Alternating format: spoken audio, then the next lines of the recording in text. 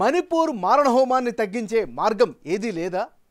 ఇన్నాళ్ళు గడిచిన పరిస్థితి ఇంకా నివురుగప్పిన నిప్పులాగే ఎందుకుంది? కేంద్ర ప్రభుత్వం మధ్యవర్తిత్వంతో పరిస్థితి చెక్కబడుతుందా? కుకీ మెయితీ తెగల మధ్య సంధి కుదిర్చే మార్గమేంటి? ఇప్పుడు ఇవే చర్చనీయ అంశాలవుతున్నాయి. ఇప్పటికే ఘర్షణల్లో వందల మంది చనిపోయారు, వేల సంఖ్యలో నిరాశ్రయులయ్యారు. ఇంకా ఈ మారణహోమం కొనసాగించాల్సిందేనా అన్న ప్రశ్నలు వినిపిస్తున్నాయి.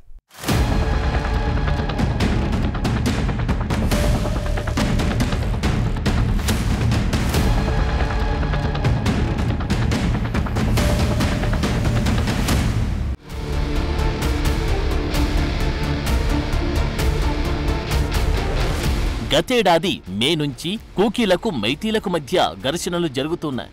మైతీలు తమను షెడ్యూల్డ్ ట్రైబ్స్ గా ప్రభుత్వం గుర్తిస్తూ ఉత్తర్వులివ్వాలని డిమాండ్ చేస్తూ ఉండగా కూకీలు తీవ్రంగా వ్యతిరేకిస్తున్నారు.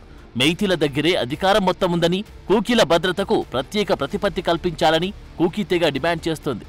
దీంతో గత 16 నెలలుగా మణిపూర్లో హింసాత్మక వాతావరణం నెలకొని ఉండగా కొద్ది నెలలుగా పరిస్థితి అదుపులో ఉంది. అయితే ఇటీవలి డ్రోన్ బాంబ్ అటాక్ తర్వాత పరిస్థితి ఒక్కసారిగా మారిపోయింది. ఆ ఘటనలో 2 చనిపోయారు.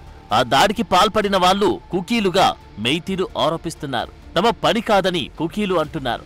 అంటే ఈ 2 తెగల అంతర్యుద్ధాన్ని యాంటీ సోషల్ ఎలిమెంట్స్ క్యాష్ చేసుకుంటున్నాయా అన్న డౌట్లు పెరుగుతున్నాయి. ఎందుకంటే రాకెట్ లాంచర్లను స్వాధీనం చేసుకున్న భద్రతా దళాలు అవి ఎక్కడి నుంచి వచ్చాయి, ఎవరిచ్చారు, ఎవరు ప్రయోగించారు వంటి విషయాలపై ఎంక్వైరీ చేస్తున్నారు. కూకీలు మైతీల మధ్య జరిగిన ఘర్షణల్లో ఇప్పటిదాకా 225 మంది మరణించగా వందల మంది గాయపడ్డారు. వేల మంది నిరాశ్రయులయ్యారు.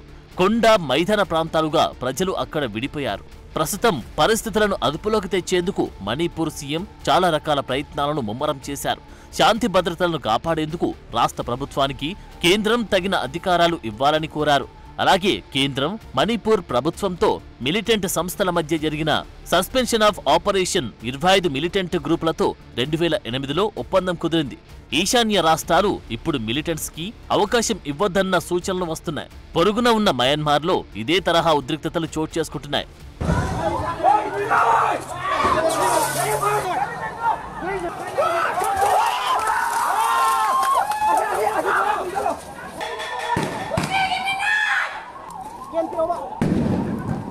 మణిపూర్లో మళ్లీ అల్లర్లు చెలరేగడంతో కేంద్ర ప్రభుత్వంపై కాంగ్రెస్ మండిపడుతుంది. ప్రధాని మోడీ ప్రపంచమంతటా పర్యటిస్తున్నారు, కానీ ఆయనకు మణిపూర్కు రావడానికి మాత్రం టైం లేదా అని ప్రశ్నిస్తున్నారు. మణిపూర్లో అల్లర్లు చెలరేగి ఏడాది దాటిందని, కానీ అక్కడ ఇంకా ఉద్రిక్త పరిస్థితులే ఉన్నాయని, మణిపూర్ మండిపోవాలని ప్రధాని కోరుకుంటున్నారంటూ కాంగ్రెస్ నేత జైరాం రమేష్ ఫైర్ అయ్యారు.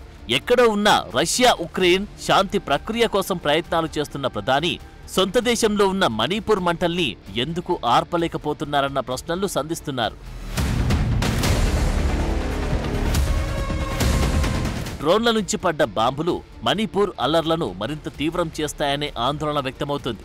పైగా ఇవి మామూలు బాంబులు కాకుండా రాకెట్ల ద్వారా ప్రయోగించే గ్రనేడ్లని మణిపూర్ పోలీసులు అంటున్నారు. అయితే ఇది ఒక్కరోజులో బయటపడ్డదేమీ కాదు. ఈ డ్రోన్ల దాడుల గురించి కొద్ది రోజులుగా అనుమానాలు వ్యక్తమవుతూనే ఉన్నాయి. గత నవంబర్లో ఇంఫాల్ ఎయిర్పోర్ట్ వద్ద భారీ డ్రోన్ ఒకటి ఎగురుతున్నట్లు గుర్తించారు.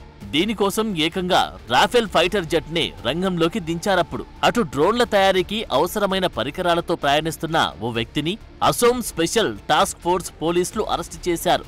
అది జరిగిన కొద్ది రోజులకే ఐఎన్ డ్రోన్ బ్యాటరీలతో మణిపూర్లో ఎంటర్ అవుతున్న మరో వ్యక్తిని పోలీసులు పట్టుకున్నారు. మణిపూర్ పక్కనే ఉండే మయన్మార్లోనూ ఇలాంటి డ్రోన్లే చక్కర్లు కొడుతున్నాయి. అక్కడి సైనిక పాలకులకు వ్యతిరేకంగా చిన్ రాష్ట్రంలో ఆందోళనకారులు డ్రోన్ల ద్వారా బాంబు దాడులు చేస్తున్నారు. ఆ చిన్ ఆందోళనకారులతో మణిపూర్ మిలిటెంట్లకు సన్నిహిత సంబంధాలు ఉన్నాయని ఆరోపణలున్నాయి. ఇప్పుడు ఈ అంతర్యుద్ధం మరో లెవెల్కు వెళ్లకుండా ఆదిలోనే అడ్డుకట్ట వేయడం కీలకంగా మారింది. కేంద్ర ప్రభుత్వానికి తాజాగా మణిపూర్ ఎంపీ లేఖ కూడా రాశారు. తమకు శాంతి వాతావరణం కావాలని, వెంటనే చర్యలు చేపట్టాలంటున్నారు. ఇప్పుడు రంగంలోకి దిగాల్సింది కేంద్రమే. అయితే అది అణచివేతల ద్వారా కాకుండా శాంతియుత చర్చల ద్వారా సమస్యకు పరిష్కారం కనుక్కోవాల్సి ఉంది.